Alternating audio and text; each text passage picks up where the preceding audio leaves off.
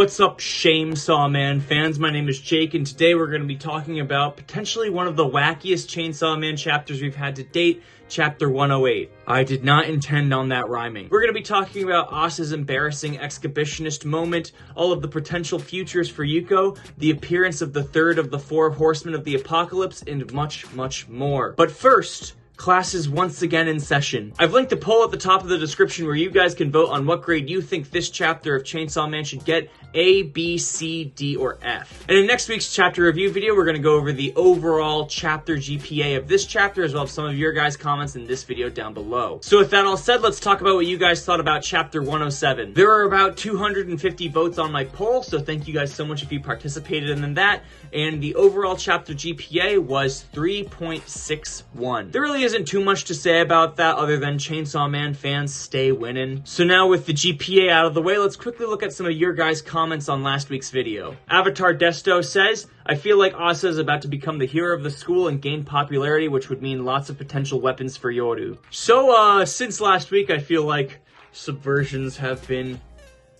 expectations have been subverted a little bit, and we're definitely going to talk about that later. And after reading this comment last week, I was certain this is what was going to happen, but this week I'm actually not so sure about that. Now, the next comment is going to be from my boy Salad. First thing, is Fujimoto messing with us again with his character design and that one Devil Hunter girl is Denji in a girl's uniform? Second thing, does the requirement for Yoru's weapon mean that sentimental regret towards objects makes them stronger too? Like an item that might be sentimental to Asa. Now, Salad, I like you. You're a good guy. We talk every now and then, and I'm always happy to talk to you. Now, after reading this comment, though, you're kinda sus, bro. It's either you're an insider on how this manga is made, or you are Fujimoto himself. I think every time I've read a comment that is either a prediction or theory of yours, it comes true. So yes, we're gonna be talking about the relevance of your comment to this chapter later in the video. So Salad, the only things I have to say to you after this is, A, you're the GOAT, and B, fuck you. Just kidding, I love you, bro. Thank you guys so much for your comments. Remember to leave a comment on this video down below, and maybe we'll talk about it in next week's video. And while you're down in the description checking out that voting link or leaving a comment, remember to like this video and subscribe to my channel. If you like Chainsaw Man related content, I make a hell of a lot of it. Now with all the formalities out of the way, let's finally talk about the chapter. Since we're going to be talking about the events that happened in chronological order, that means first we gotta talk about, you know, the uniform sword thing. Now, I don't want to dwell on this moment for too long for a massive list of reasons, chiefest of most ending up on a list, but it did end up being a fairly important moment. Now, first and foremost, we finally have an instance of Asa using Yoru's power, which confirms that she's able to do that. And most importantly, she's able to do it without switching bodies. And funny enough, Asa was able to make a stronger weapon than Yoru's been able to thus far. Which brings a theory to mind. Back a few chapters ago, Yoru mentioned the more shame you feel about turning a person into a weapon, the more powerful the weapon will be, right? And sure, turning the last item your mother bought you before she died into a weapon would be a pretty shameful thing to do, right? But what if it was the shame of being in your skivvies in public that made the weapon more powerful for her? This feels kind of reminiscent of Fujimoto's earlier one-shot Imoto no Ane, where the little sister leaves a portrait of the older sister naked in front of the whole school, and it's super embarrassing. It's actually a pretty funny one-shot. But I guess this isn't too far out of line for Fujimoto. Now, like I said before, I don't want to dwell on this moment for too long because it looks incredibly weird. But the more I think about this particular moment in theory, the more I gotta wonder if this is gonna be a precedent going forward for Asa, if maybe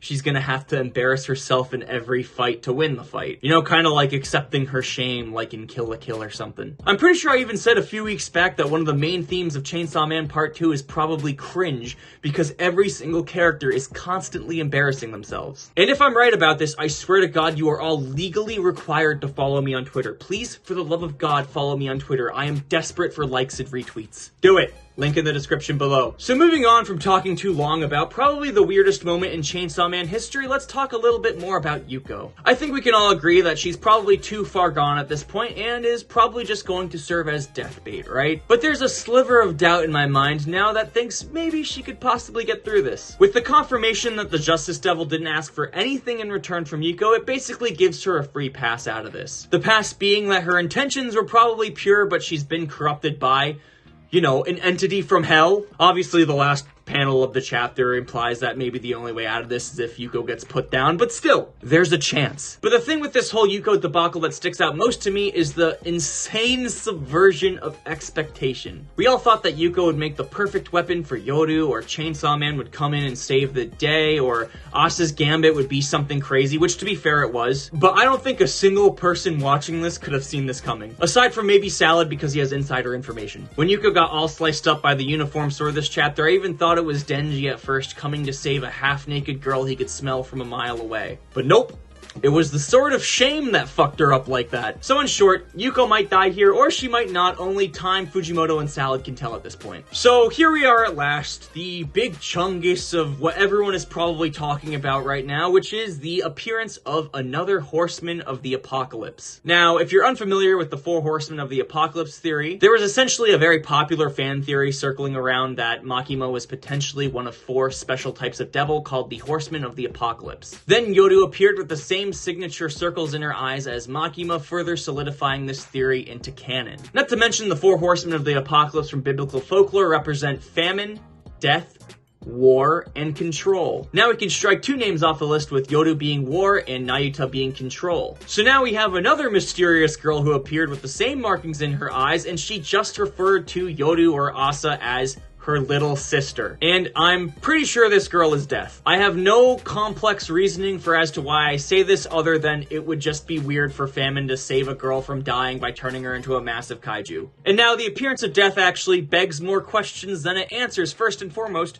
why the fuck is she at school anyway? I'm starting to wonder if maybe these 4 Horsemen of the Apocalypse were sent by a higher deity in hell in order to stop or kill Chainsaw Man. Maybe there's like a bounty on his head in hell or something. Which would really fit with the precedent that was set in part 1 with all the devils, hybrids, and Makima trying to get access to Denji's heart. So I'm starting to think there's a bounty on his head. But I don't want anyone watching this video to overlook the most important detail that was set in this chapter. Death referring to War as her little sister is a soft confirmation to the theory that Yoru is considered one of the weakest of the powerful devils, and this gives her a complex. To me, this confirms that Yoru is the crybaby we've all suspected her to be, and now that is solidified into my headcanon. That's about it for today's chapter review. If you like this series, let me know by leaving a like down below and subscribing to my channel. Make sure to stay up to date by hitting the bell button down below as well, so you'll know anytime I put out a new chapter review, Chainsaw Man related content, wacky anime, manga, fun, cringe. Also follow me on Twitter. I have links to all my socials down in the description below. Thank you guys so much for watching, and I'll catch you in the next video.